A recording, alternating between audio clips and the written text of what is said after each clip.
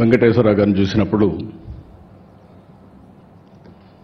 మనిషి ఇంత మునిపే భరత్ చెప్పాడు.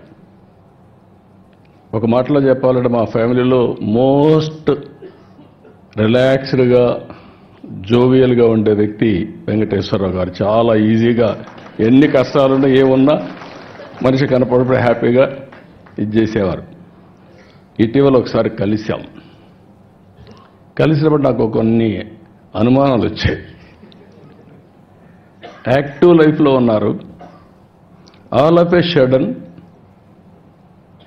రిటైర్డ్ లైఫ్ మారుగా హ్యాపీగా ఉన్నారు, ఎట్లా స్పెండ్ చేస్తున్నారు మీ టైము అని అడిగాను. ఎందుకంటే ఇప్పుడు నాకు కూడా ఆ పరిస్థితి వస్తే ఇప్పటి నుంచే ప్రిపేర్ కావాలి కాబట్టి.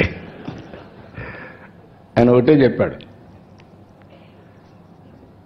చాలా హ్యాపీగా ఉన్నా, నిద్రలేస్తే బ్యాడ్మింటన్ ఆడుకుంటా, వచ్చిన తర్వాత మనవరాళ్ళు వాళ్ళతో ఆడుకుంటా, అక్కడి నుంచి కసపు గాసిప్ ఎవరిన ఫ్రెండ్స్ వస్తే చేసుకుంటూ ఉంటాం.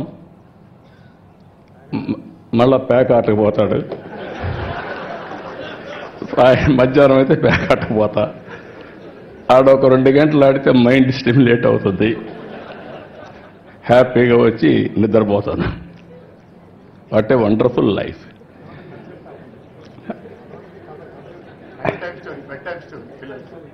పిల్లలకి అది కూడా చెప్పాడు, నేను మర్చిపోయాను. పిల్లలకి రాత్రిలో ఒక స్టోరీ చెప్పి ఈయన హ్యాపీగా నిద్రపోతాడు.